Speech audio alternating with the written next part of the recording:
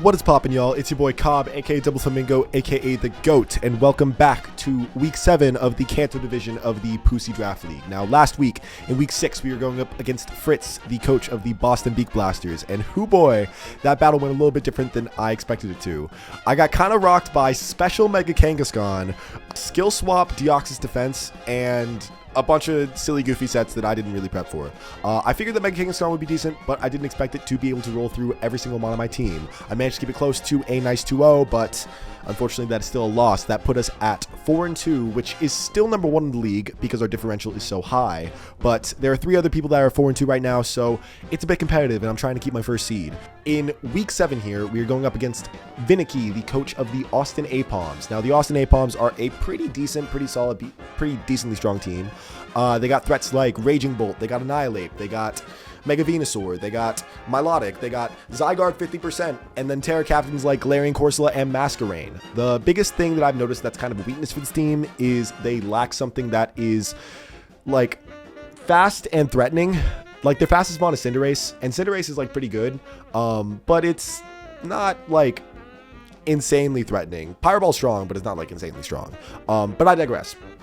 I have a team built for that, and we're going to get into that team right about now. So here you go. Okay, so if you notice, small little difference with my team this week. I have retired the luxury brand Batman villain names for the time being. The bits run a bit stale, so shifting things up for this coming week. We start with Novocaine the Gliscor. Gliscor running Toxic Orb, as it always likes to have. He has to sit and he has to ponder his orb.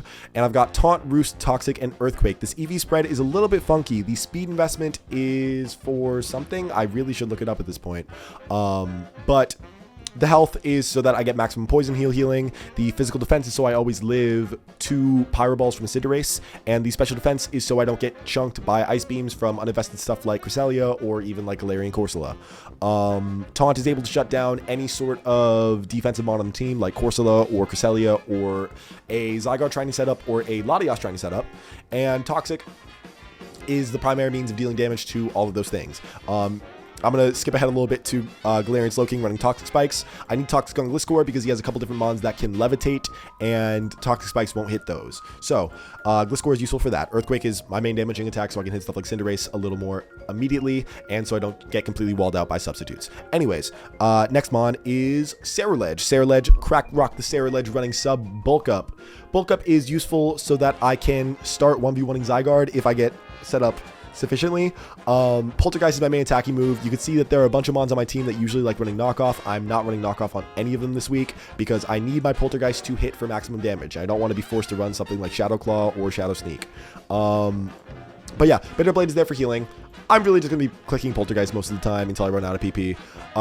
The investment, this speed is so that I'm faster than uninvested Annihilape, and this defense is so that I maximize my leftover healing. It could be a little more optimized for substitute, but that's whatever. And the defense is so that I am still physically bulky enough to be able to take on Zygarde 50%. Ceruledge is my main breaker this week. I hope that I can sweep it in the late game, but we'll have to see. Next up, we got Diancie. Diancie is not running sub this week. I'm going for a different set with Mystical Fire, Psychic, Stealth Rocks, and Draining Kiss. If you look at the team again in the little corner, right? I'm pointing to it, right? Yeah, I'm pointing to it. He doesn't really have any sort of hazard control aside from Cinderace, so rocks are going to be really, really strong here, and Cinderace is maybe forced to go in a bit of an offensive role in order to deal with stuff like my Arc Result.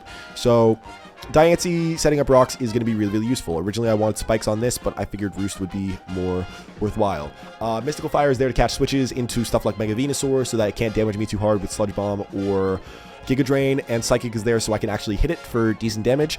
And Terra Fairy Draining Kiss, it's the classic. I run it like basically every week because it's so dang good. The EV spread is pretty standard. Max HP, max special attack, standard Diancie stuff. You know the deal at this point. You know the vibes.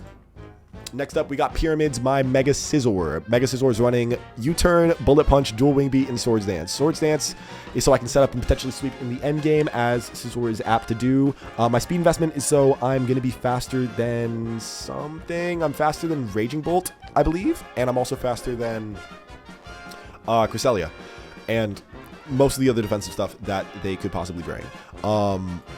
Bullet Punch max attack is going to start hurting things. Dual Wing Beat so I can actually hit Mega Venusaur, and so I can also hit Annihilape, which is really nice because Annihilape can't really touch this without a bunch of Rage Fist stacks. And yeah, it's Mega Scizor. As long as Cinderace is in the game, I want to be U-turning around because I do not want to be stuck in with this when there's a Cinderace on the field. Although Cinderace, a safe switch into Cinderace is always Alomomola. I'm running Leftovers instead of Rocky Helmet because I feel like the healing is more important than the chip.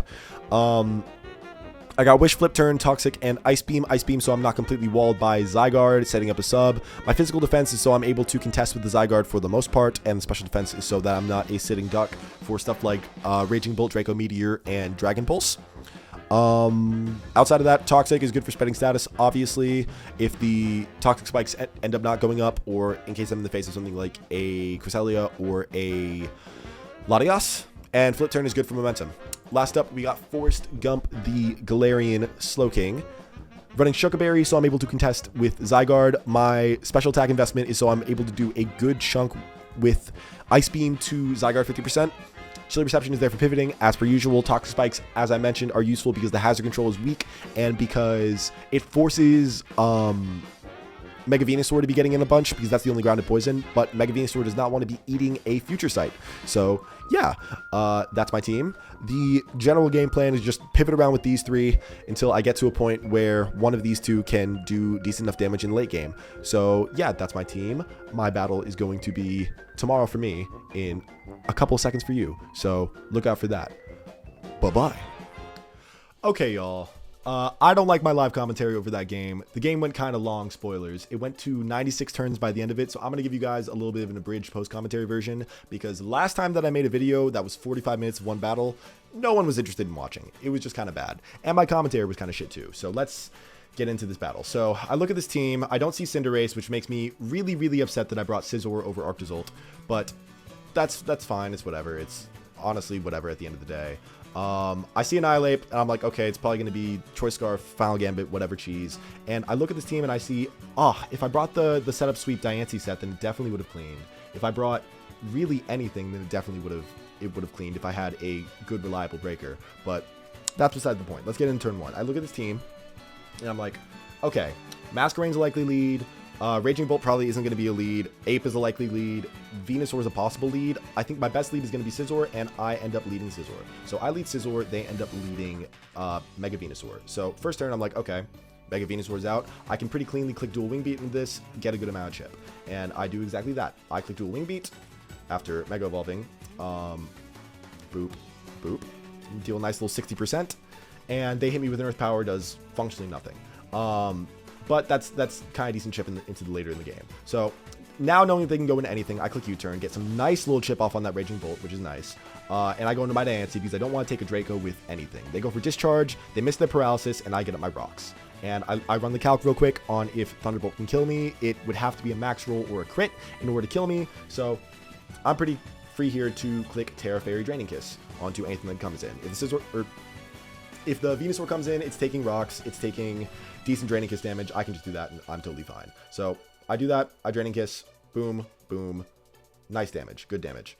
So I'm slowly getting my health back with my leftovers here, and this Venusaur is mega chipped. Now, the move that I can go for here, it can try and trade with me with Sludge Bomb, which would do a lot, given that for me to do 17%, that means that they are not defensively invested. They are probably max special attack. So I figure the safe play is to go into my Gliscor and try and exploit whatever it is that they want to do. They get their health back on their Venusaur, which is annoying because now Toxic Spikes cannot go up as easily. But I hit it with a little taunt as it tries to Leech Seed me, which is nice. They go into their Latias and they start attempting to set up. I go for Earthquake, they have Levitate, whatever. I can't touch Lottie behind a sub. It's whatever.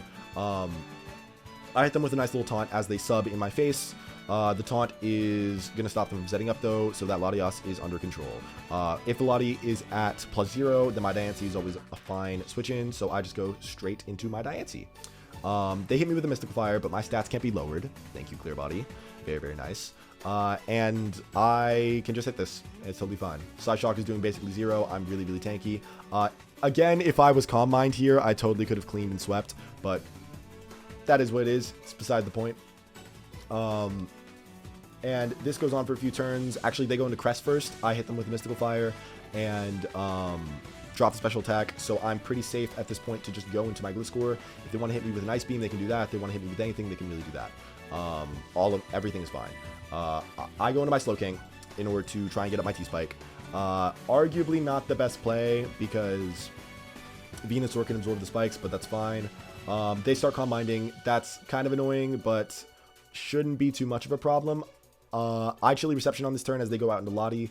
They probably don't want to get Toxic and they don't have a sub, so they go into Latios probably just to absorb the Toxic because Venusaur can't really hit me with anything back, and Venusaur doesn't want to eat a Psychic move. So yeah, I Chilly pretty freely into my Diancie, and I continue the 1v1 with this little Latios. If it wants to sub, that's fine. If it wants to Mystical Fire, that's fine. I just get the Draining Kiss until they send out something that stops the Draining Kiss. Do really, really big chip there, which is nice. And this goes on for a few turns. I'm actually going to speed this up a little bit. Side Shock damage, Mystical Fire damage, back and forth, back and forth. A couple subs are mixed in. That's just how the game works. And I get my rocks back up. They defog away the rocks. I believe I end with rocks down because they aren't able to, at the end of the day, like, they have defog priority. That's just fine. Actually, no. No, I missed the kill there, which is unfortunate. I don't get rocks up.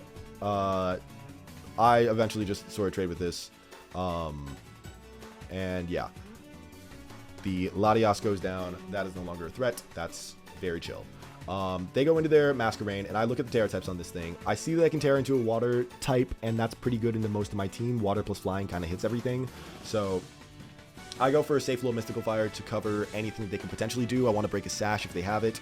I want to stop this thing from getting too out of control necessarily.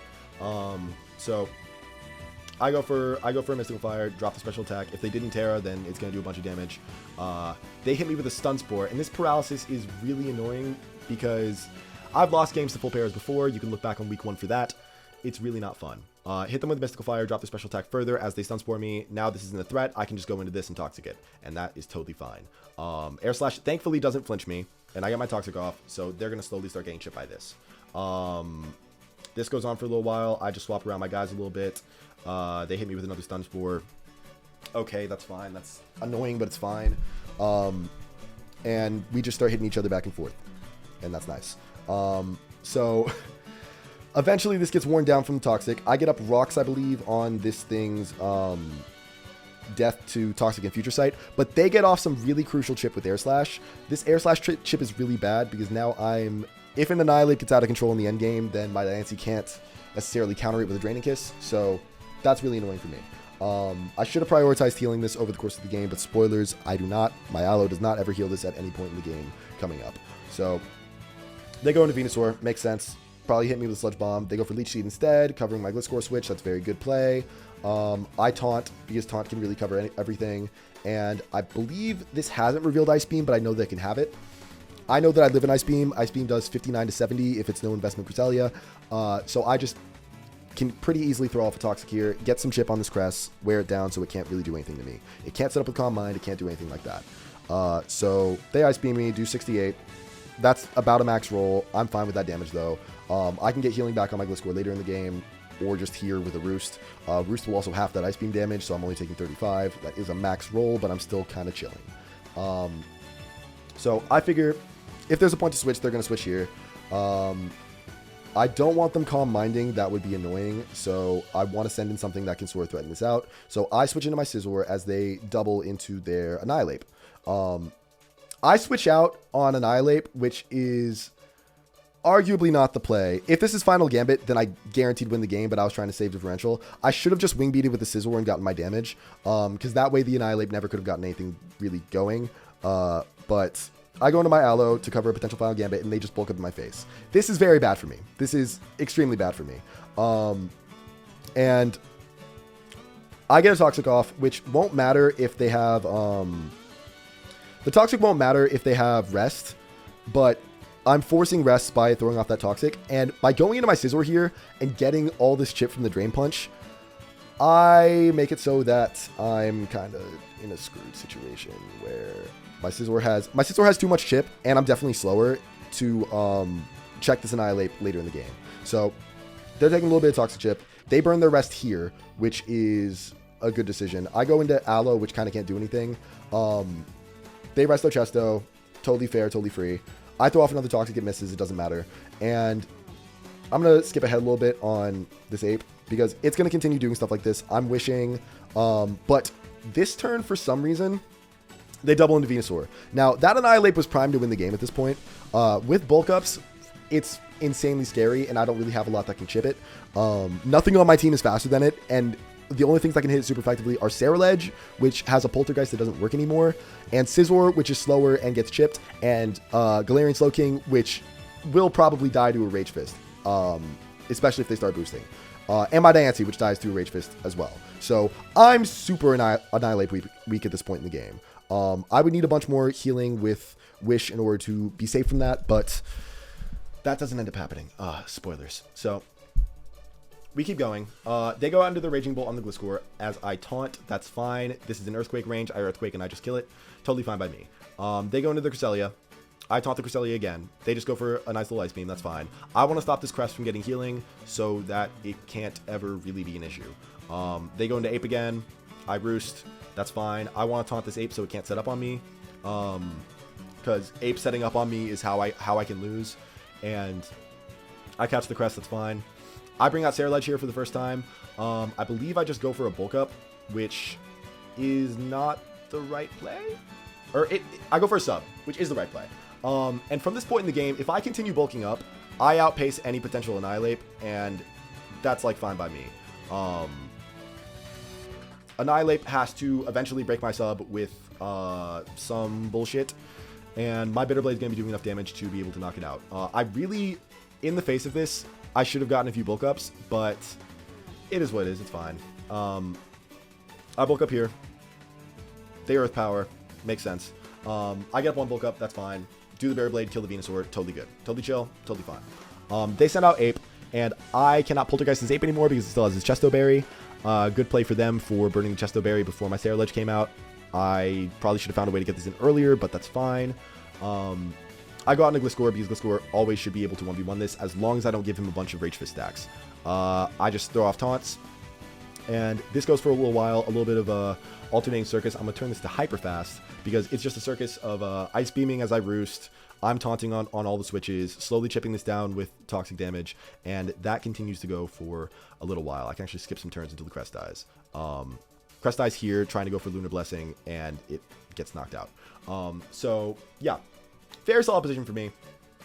On paper. I have all my team members, but everyone's kind of chipped. This thing is basically useless if this starts bulking up, which is bad. But yeah, Ape is scary. Ape is scary.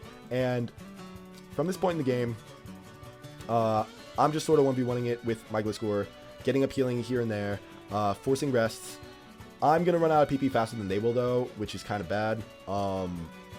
I go for the taunt as they're sleeping. I go out into my Glow King in order to set up a Future Sight, which is the wrong play. Low-key, I could have just shuffled regen for a while on every turn that they're not taunted, but I didn't do that. And this Ape gets the +2/+2, which is bad. The Future Sight comes off, and the Future Sight gets out.